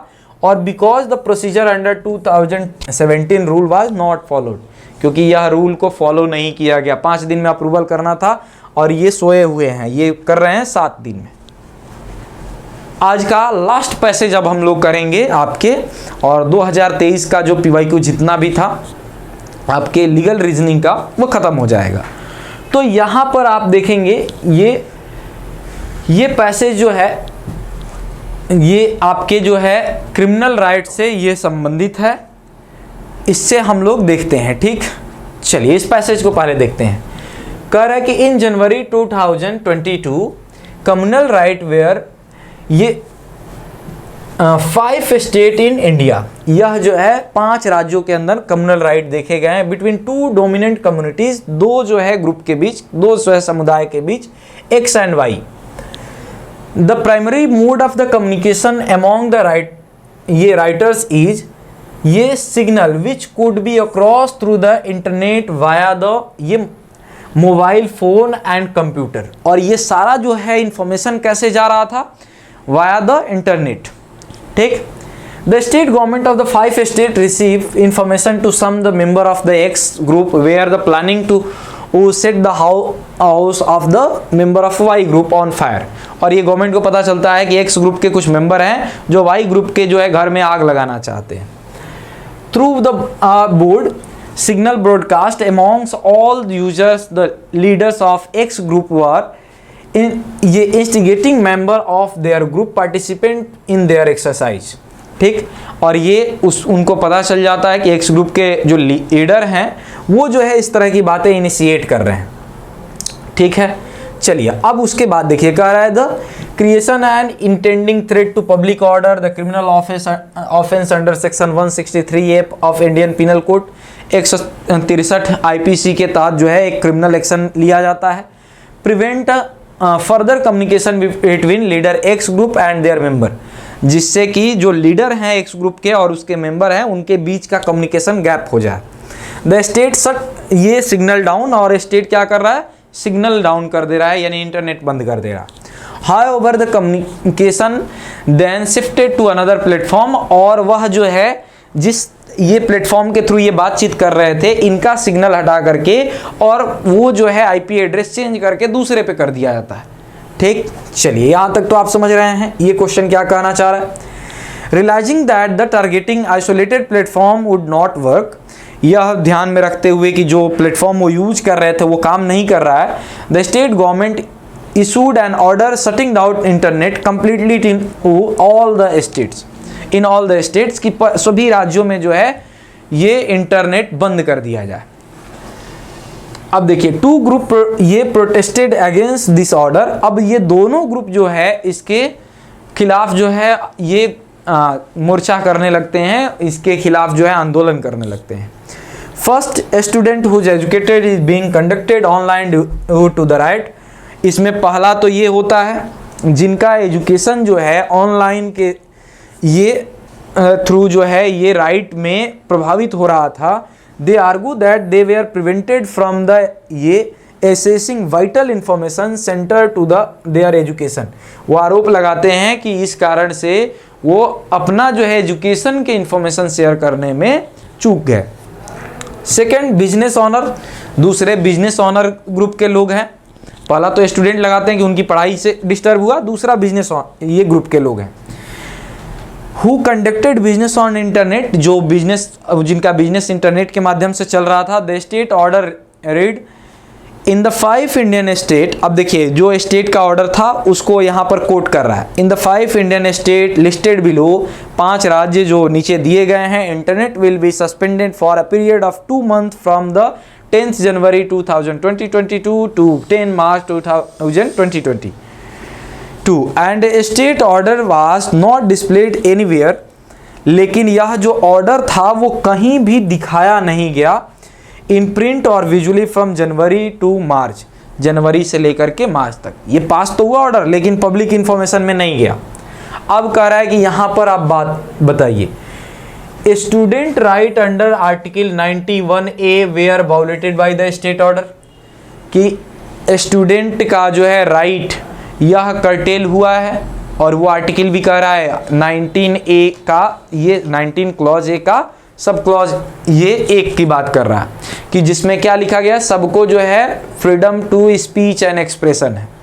तो पहला तो ये कह रहा है। दूसरा कह रहा है बिजनेस ऑनर राइट, ये 19E जो ये आर्टिकल 19 है उसके फर्स्ट में आप जी में जाएंगे तो हर व्यक्ति को जो है अपने किसी भी तरह के बिजनेस कंडक्ट करने की आज़ादी है, तो ये इसके कारण से। तीसरा कह रहा the state order validity restricted the said fundamental right, state का ऑर्डर जो है इन फंडामेंटल राइट पे यह जो है क्या करता है, रेस्ट्रिक्ट करता है। और चौथा स्टेटमेंट दिया है कि द स्टेट ऑर्डर ये complied with the guidelines under the Anuradha वसीन case, कि स्टेट का ऑर्डर जो है यह अनुराधा वसीन का केस जो डिसाइडेड हुआ सुप्रीम कोर्ट में उसके जो है अनुसार है। अब कह रहा है कि इसमें जो है कितने स्टेटमेंट जो है आपके ट्रू दिख रहे हैं। ये 4 स्टेटमेंट में आपको बताना है कि कितने स्टेटमेंट जो है ये ट्रू है। ठीक, इसमें तो देखिए पहला तो ये राइट कर्टेल हो रहा है स्टूडेंट का, सही है। बिजनेसमैन का राइट, ये भी सही है। तीसरा कि यहाँ कह रहा है कि दोनों जो है स्टेट के ऑर्डर के कारण से ये दोनों पे ये दोनों के राइट पे रोक लग रहा है उसके ऑर्डर पास होने के कारण, ये भी सही है बात। अब यहाँ पर कह रहा है कि स्टेट का ऑर्डर जो है ये अनुराधा वसीन के केस से कंप्लाई कर रहा है, ये हो गया गलत बात, ये उल्टा कर दिया।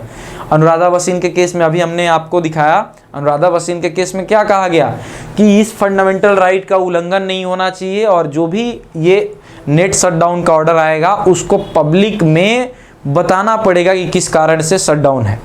तो इस कारण से ये स्टेटमेंट हो गया गलत। तो कितना सही है, 1 2 3, 3 स्टेटमेंट सही है, 3 स्टेटमेंट इज राइट और ट्रू।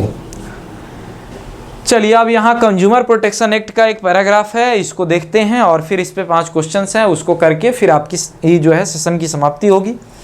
यहाँ पर कह रहा है consumers are people who buy or use goods and services.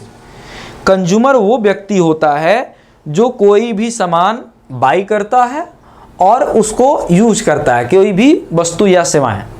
Consumer have right to file a complaint for any of the services or good use by them under the consumer protection law. और उसको जो है अपने कोई भी case होगा तो उसको फाइल करने का राइट है, किसके अंडर, कंज्यूमर प्रोटेक्शन लॉ के अंदर। अंडर कंज्यूमर प्रोटेक्शन लॉ और कंज्यूमर मीन्स, यहाँ पर देखिए कंज्यूमर प्रोटेक्शन में कंज्यूमर का मतलब, कंज्यूमर को कैसे डिफाइन किया गया है, अ पर्सन बाइंग और यूजिंग गुड्स।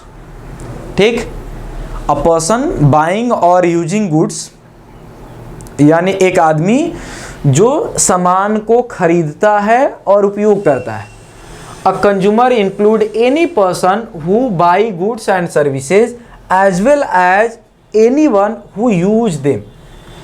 जो खरीदता है वो कंज्यूमर तो है ही। मान लीजिए कि हमने ये लैपटॉप खरीदा और कुछ देर के लिए थोड़ा सा खुश हो जाइए कि आपको दे दिया, आप यूज कर रहे हैं, तो आप भी कंज्यूमर हुए। आपने although you have not bought that laptop but you are a consumer. ठीक, तो यहाँ पर ये जो खरीदता है वो तो है ही, साथ में जो यूज करता है वो भी कंज्यूमर है। फॉर इंस्टेंस, जैसे उदाहरण के लिए, अ person who watches a movie after buying movie ticket is a consumer. कह रहा है कि वो व्यक्ति जो टिकट खरीद करके मूवी देख रहा है वो भी क्या है, कंज्यूमर है। And similarly a person who use as a gift voucher gifted from the someone else is a consumer. या कोई गिफ्ट वाउचर यूज करता है जो उसको कहीं से गिफ्ट मिला है तो वो भी क्या है, कंज्यूमर है। यानी जरूरी नहीं है कि वो अपना ही करे। ठीक, अब देखिए, person using goods for the, ये सेल्फ एम्प्लॉयड और नॉट फॉर कमर्शियल पर्पस। दूसरा कैटेगरी क्या है, वो व्यक्ति जो ये सामान को खुद के लिए यूज कर रहा है, not for commercial purpose, commercial purpose के लिए नहीं। जैसे आपको सबसे आसान उदाहरण देते हैं, मान लीजिए मालवी एकेडमी का प्लेटफॉर्म है, मालवी एकेडमी प्राइवेट लिमिटेड ने हमको जो है एक बहुत अच्छा ये सारा स्टूडियो दिया, यह जो है सिस्टम सारा दिया है। अब जो है ये अगर इस लैपटॉप का, इस डिजिटल बोर्ड का अभी हम जो यूज कर रहे हैं, ये क्या हम यूज कर रहे हैं, ये for the commercial purpose use कर रहे हैं। लेकिन इसी का अगर मान लीजिए इस लैपटॉप में हम व्हाट्सएप इंस्टॉल करके और चैटिंग करें, ठीक, अगर लगातार जो है यहाँ पर शो करके हम चैटिंग करें तो क्या होगा, वो हमारा पर्सनल यूज होगा। एंड दैट एक्टिविटी कॉल्ड, वो personal use of that system and the activity make me a consumer. और वो एक्टिविटी क्या बनाएगी, मुझे कंज्यूमर बनाएगी। तो कोई ऐसा काम जो आप सेल्फ एम्प्लॉयड हैं, अगर कंपनी का भी लैपटॉप है और आप यूज कर रहे हैं तो आप कंज्यूमर हैं। The consumer protection law does not apply a people who use goods and services for commercial purpose. उन लोगों पे लागू नहीं होता जो कमर्शियल पर्पस के लिए यूज होते हैं। However there is some exception for this, लेकिन कुछ इसके अपवाद हैं। फॉर एग्जाम्पल, जैसे उदाहरण के लिए, people who use good for simple employment are considered as consumer. जो अपने खुद के लिए यूज करेगा उसको, वो क्या है? कंज्यूमर है। हमने जो एग्जाम्पल दिया, for example, artist who buy art supply for their work or business who buy beauty product are consumers. कह रहा है कि कोई आर्टिस्ट जो आर्ट को सप्लाई करता है, आर्ट ये खरीदता बेचता है, और वह जो है ब्यूटिशियंस के अंदर काम करता है, या और उसकी जो है ब्यूटी प्रोडक्ट कोई यूज करे। मान लीजिए वो ब्यूटी प्रोडक्ट्स खुद के लिए यूज करे, अगर कस्टमर को लगा रहा है तो कंज्यूमर नहीं है, लेकिन वो खुद के लिए अगर वहीं ब्यूटी प्रोडक्ट्स में से थोड़ा सा यूज कर लिया, कंज्यूमर है। आइए अब आगे देखते हैं इसके। पर्सन यूजिंग ऑनलाइन फैसिलिटीज, तीसरी कैटेगरी है जो ऑनलाइन फैसिलिटी यूज कर रहे हैं। The consumer also include any person who buy or hire goods or services online, जो ऑनलाइन जो है सर्विसेज हायर कर रहे हैं। For example, if you order from a online cloth website, अगर आप ऑनलाइन ऑर्डर कर रहे हैं आप कंज्यूमर हैं। पीपल ये facing issue related to food, कोई व्यक्ति जो फूड से संबंधित जो है ये कोई इशू फेस कर रहा है। Consumer also include people who may be facing issue related to food item, कोई फूड आइटम से है, सच एज द ये adulteration, poor quality, lack of services etc. For instance, issue related to food can be cover problem across a wide range of product starting from the water and goes into the product of item like juice as well as the sale of animals like chicken, mutton etc. and the especially intended to the human consumption. करेगी ये सब food पे लागू होते हैं, चाहे जितना भी आप पानी से लेके जूस तक आप सब देखिए। अब जो है ये न्याय India who is a consumer, इस पे जो है एक आर्टिकल पब्लिश हुआ था न्याय इंडिया के अंदर, और वहीं से इसको उठा लिया गया कि कंज्यूमर का मतलब क्या होता है। आइए देखिए इसको, समझ गए हैं कंज्यूमर कौन है? कह रहा है ये क्लाइंट है, जो यहाँ पर देखिए क्लाइंट लियोन मैरिकॉन लिमिटेड, ये कंपनी है, is a factory manufacturing the bicycle, जो क्या बनाती है? बाईसाइकिल बनाती है। For the purpose of the ये documentation and the record keeping it purchase a laptop from ये पैसर कंपनी से जो है यह क्या है? एक लैपटॉप खरीदती है डॉक्यूमेंटेशन के लिए। इसका ये कंपनी है और वह जो है दूसरे कंपनी से एक लैपटॉप खरीदती है रिकॉर्ड मेंटेन करने के लिए। However within 1 month of purchase, 1 महीने के परचेज के बाद the laptop crashed, laptop crash हो जाता है। What was the motherboard failure, that was a motherboard failure, motherboard के फेलियर के कारण। Despite of warranty Pacer filed or replace the fail to replace motherboard. अब कह रहा है कि वारंटी के अलावा, वारंटी है फिर भी यह जो है मना कर देता है मदरबोर्ड बदलने को। विच of the following statement is correct, कौन सा जो है यह इसमें स्टेटमेंट करेक्ट है? ठीक, अब अगर आप इसमें देखेंगे कि इसमें कौन सा स्टेटमेंट करेक्ट है, तो अब यहाँ पर मेन कीवर्ड क्या है कि वो कस्टमर है कि नहीं। अगर कंज्यूमर है तो कंज्यूमर प्रोटेक्शन एक्ट का उसको मिलेगा और वो क्लेम करेगा। देखिए कह रहा है कि purchase of electronics item do not fall within the purview of consumer law, गलत। ऑनलाइन परचेजिंग या ऑफलाइन इन परचेजिंग बिल्कुल है, ये आइटम को अलग नहीं किया गया, हर आइटम पे लागू होता है। CMLML, देखिए client Leon Maricon limited is a consumer since it has bought a goods for a price. कह रहा है कि CLML इज अ कंज्यूमर, वह एक उपभोक्ता है क्योंकि वह जो है ये कोई सामान जो है पैसे से खरीदा है। ठीक, फिर कह रहा है कि CLML is not a consumer since it has purchase a laptop for commercial purpose. कह रहा है कि जो कंपनी है वो इसलिए कंज्यूमर नहीं मानी जाएगी क्योंकि वह क्या है? कमर्शियल पर्पस के लिए खरीदी है। हमने क्या बताया कंज्यूमर में कि कोई भी व्यक्ति जो पर्सनल यूज के लिए खरीदता है, जैसे यही लैपटॉप अगर ये कंपनी खरीदी होती है व्हाट्सएप चलाने के लिए तो वो होता है, ये कंज्यूमर क्यों नहीं मानी जाएगी? क्योंकि यह कमर्शियल पर्पस के लिए खरीदा गया। देखिए यहाँ पर लिखा है ना, फॉर द पर्पस ऑफ ये documentation and record keeping, commercial purpose. हमने ये पैसेज में पढ़ा कि यह कस्टमर नहीं मानेंगे अगर यह जो है, देखिए ये हमने बताया था ना, हम नहीं मानेंगे जब अगर जो है commercial, not for commercial purpose, ये हमने यहाँ पर कहा ही the consumer protection law does not apply the people who get ये goods and services for commercial purpose, उन पे लागू नहीं होगा। तो ये कमर्शियल पर्पस से खरीदते हैं इसलिए इन पे लागू नहीं होगा। ठीक, आगे आ जाओ। अगला क्वेश्चन कह रहा है Sita Das has been working as the, ये फ्रीलांस जर्नलिस्ट, वह एक फ्रीलांस जर्नलिस्ट के रूप में काम कर रही है। She write the column and news report for the various newspaper, वह न्यूज रिपोर्ट और जो है ये कॉलम लिखती है। And news portals and the paid to the basis of each column and report, और उसको जो है न्यूज पोर्टल वाले ये पैसे देते हैं प्रत्येक कॉलम के लिए। For the purpose of his writing work she purchases of देखिए पेशर कंपनी, वह जो है लिखने के लिए अपने वह क्या करती है, एक लैपटॉप लेती है उसी पेशर कंपनी से। However with in a month of purchase, बड़ी घटिया कंपनी यार, एक ही महीने में इसका फिर से लैपटॉप क्रैश हो जाता है मदरबोर्ड के खराब। अब कह रहा what are the following statement is correct, क्या यहाँ पर अब सीता को मिलेगा कि नहीं। अगर आप ये डिसाइड कर लेंगे कि यह जो है यहाँ पर ये क्या कर रही है, अगर कस्टमर है कि नहीं, तो आप इसको गेस कर लेंगे। अब जैसे देखिए कह रहा है कि since he is using A laptop the purpose of writing paid column and news report, Sita Das can not B a customer. कह रहे कि यह पेड पर्पस के लिए लिख रही है इसलिए नहीं होगा। देखिए ये कंपनी नहीं है, ये पर्सनल पर्पस के लिए लिख रही है और उसको भेजती है, उससे पैसे मिलते हैं। तो यूज तो पर्सनल है, उसके कॉलम के पैसे मिलते हैं। वह जो है अगर ये जर्नलिस्ट के यहाँ वह जो है डेमोन्स्ट्रेशन के लिए अगर लैपटॉप रखा गया होता तो हम मान लेते हैं कि कमर्शियल यूज है। ये तो नहीं लग रहा है मुझे ठीक। कह रहे हैं कि commercial is good does not fall, purchase of good does not fall within the purview of consumer protection law, नहीं ये भी नहीं लग रहा। Since she is using laptop for the purpose of earning his livelihood she will be a customer. कह रहे कि जब तक वह जो है पर्सनल अपने जीविका चलाने के लिए यूज कर रही है तब तक वो कस्टमर है। जब जो है वह जो ही उसका कमर्शियल यूज करने लगेगी वह कस्टमर क्या होगी, नहीं होगी। तो सबसे सुटेबल जो है आपको इसमें क्या होगा, ये होगा, क्योंकि वह जो है ये लाइवलीहुड के लिए कर रही है। चलो अगला देखो,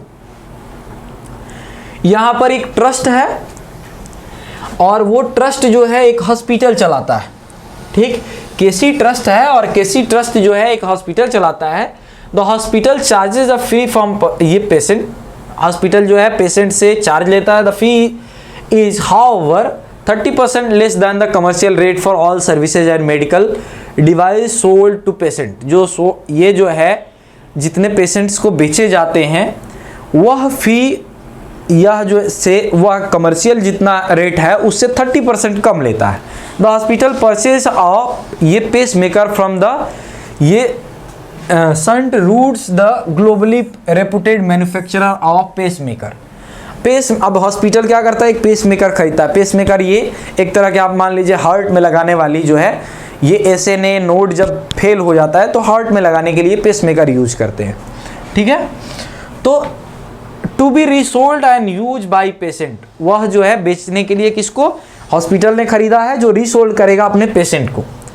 which is following statement is correct, कौन सा स्टेटमेंट इसमें सही है, ये आपको बताना है कि इसमें जो है कौन सा स्टेटमेंट आपको सही लग रहा है। करेगी the hospital is the charitable hospital and therefore it is a consumer with the respect of the pacemaker purchase from the ये सेंट रूट्स। कह रहा है कि चूंकि ये चैरिटेबल हॉस्पिटल है इसलिए इसको हम कंज्यूमर मांगेंगे।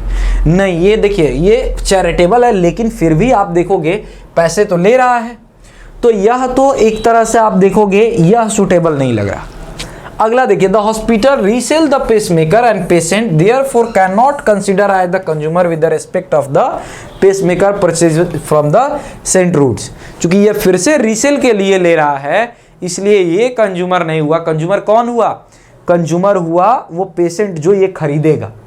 तो यह जो है आपका सही क्या होगा, statement B is the right.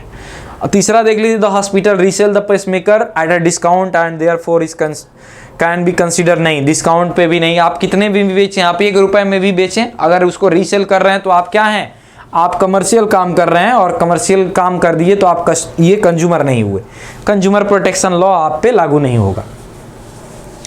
अब देखिए अगला है Fitjit is a online platform for providing the physiotherapy and other ये एसिलरी मेडिकल सर्विसेज। ठीक, अब जो है ये फिटजिट जो है एक प्लेटफॉर्म है, ऑनलाइन प्लेटफॉर्म है जो फिजियोथेरेपी करता है और इस तरह की सर्विसेज जो है ये देता है।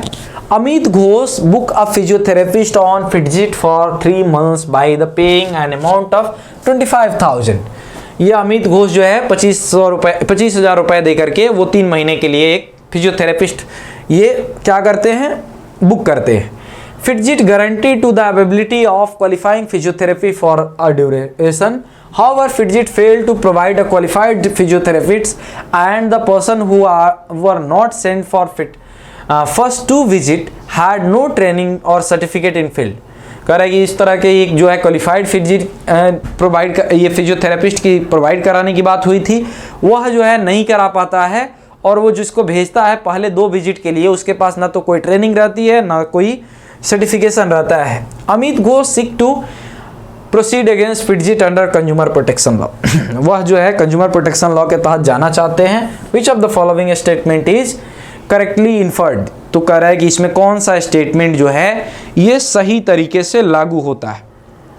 ठीक, अब देखिए कह रहा है कि since online services is not covered by the consumer protection, गलत बात, यहाँ तो कंज्यूमर माना ही जा रहा है।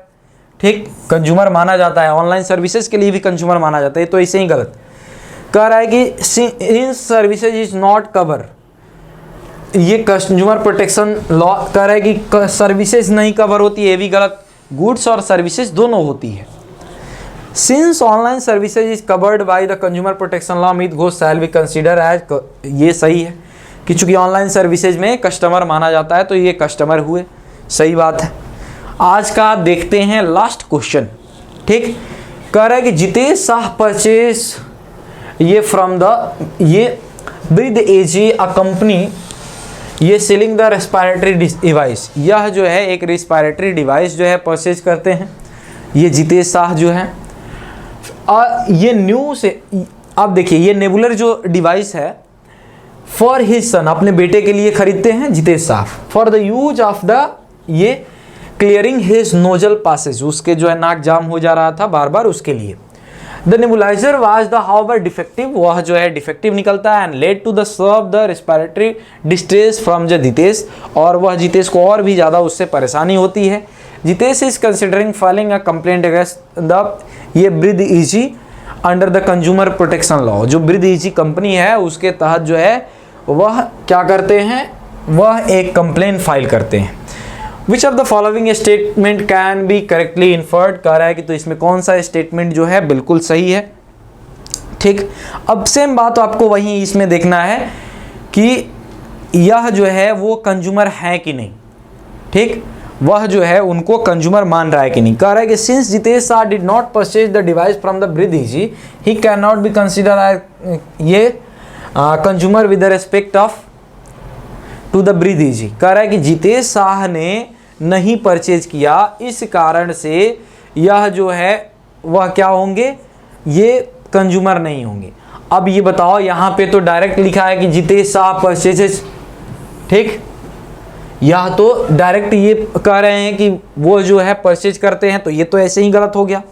कह रहे हैं कि since Jitesh Shah is a user of device he can be a ये कंसिडर्ड अ कंज्यूमर। कह रहा है कि ये जितेश शाह जो है इसका यूज कर रहे हैं इसलिए यह क्या है, ये कंज्यूमर हुए। चूँकि जितेश शाह हमने आपको बताया ही ना कि वह अपने बेटे के लिए खरीदते हैं, और ये भी हमने आपको बताया था कि ये पैसेज में ये बात कही गई थी कि अगर कोई व्यक्ति किसी को के लिए खरीद कर गिफ्ट देता है तो गिफ्ट जिसको मिला है वो यूजर क्या है, कंज्यूमर होगा। तो ये चूँकि यूज करते हैं इस कारण से यह क्या होंगे, कंज्यूमर होंगे। तीसरा जो है कह रहा है sale of medical device is not covered in consumer protection, फर्जी बात, ऐसा कुछ नहीं है कि ये डिवाइस पर ये कवर होगा, ये नहीं होगा। हमने बताया तो फ्रॉम ये ड्रिंकिंग वाटर टू जूस, यानी यह जो है पानी से लेके जूस तक, नारियल पानी से लेकर हर चीज़ दिमाग में आपके जितने भी सर्विसेज एंड गुड्स आते हैं सब चीज़ कंज्यूमर प्रोटेक्शन एक्ट के तहत आता है। तो यहाँ पर हमने देख लिया टोटल ये जो क्वेश्चन आपसे पूछे गए थे, ये चूँकि लंबा था, इसमें बहुत सारे पैसेजेस थे, 8 पैसेज पूछे गए थे आपसे और सब लेंदी पैसेजेस थे, इसलिए हमने इसको 2 पार्ट किया। तो जो बच्चे ये लेक्चर देख रहे हैं, आप जो है प्लेलिस्ट में जा करके इसके पहले वाले लेक्चर को आप देख लेंगे तो आपका कंप्लीट प्रिपरेशन हो जाएगा। मुझे उम्मीद है कि उस अप्रोच को कैसे आंसर तक पहुंचना है आपके अंदर धीरे धीरे आ रहा होगा। अब वो जो फियर है एक क्लैट का, जो एक बना कर रखा गया था कि जिसकी इंग्लिश बहुत अच्छी होगी वही कर पाएगा, तो ये चीज़ जो है भ्रम आपका अब टूट रहा होगा। अगर आपकी जो है ये इंग्लिश थोड़ी बहुत भी अच्छी है तो आप कर ले जाएंगे। अब रही बात स्पीड अप करने की, तो जैसे जैसे आप प्रैक्टिस करते जाएंगे आपकी स्पीड मैच होती जाएगी। और अगर एक पैसेज को पढ़ने में समझने में अगर आपको 5 से 7 मिनट भी लग रहे हैं, तो मैंने कहा ना कि ये आपके लिए घाटे का सौदा नहीं है। घाटे का सौदा इन द सेंस कि आप जो है निगेटिव नहीं जा रहे हैं, आप जो है फाइट से बाहर नहीं हैं, क्योंकि एक पैसेज पे 7 क्वेश्चन है। आपको 120 मिनट में आपको 120 मिनट में 120 क्वेश्चन करने हैं। और अगर मान लीजिए कि एक पैसेज को आपको पढ़ने और समझने में 5 से 6 मिनट लगता है, तो आप जो है फिर भी इस पे 5-6 क्वेश्चन है तो इजी कर लेंगे, 1 मिनट में 1 क्वेश्चन। तो आप जो है यही काम करिए, प्रयास करिए मेरे साथ, जो हम अप्रोच बता रहे हैं उसको फॉलो करने को। पैसेज को आप ये धीरे धीरे, पहले 10 मिनट लगेगा, फिर 8 मिनट होगा, फिर 7 होगा, 6 होगा, 4 होगा, 3 होगा, फिर ऐसे लगने लगा कि 2 मिनट 3 मिनट में आप पैसेज पढ़ ले रहे हैं, 1-2 मिनट में आप क्वेश्चन कर ले रहे हैं। तो धीरे धीरे जो है आप लाइन पे आ जाएंगे। तो चलिए आज के लिए बस इतना ही, फिर मिलेंगे जो है हम अपने अगले लेक्चर में। तब तक जो है आप अपने तैयारी में लगे रहिए, आप मोटिवेटेड रहिए और आप जो है कर सकते हैं, ये बिलीव अंदर से लाइए। ठीक है, thank you, good night, bye bye.